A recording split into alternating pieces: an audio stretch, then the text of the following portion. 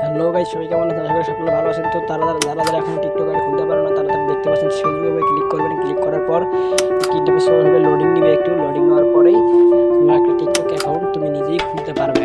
তো এরকম লোডিং আসবে।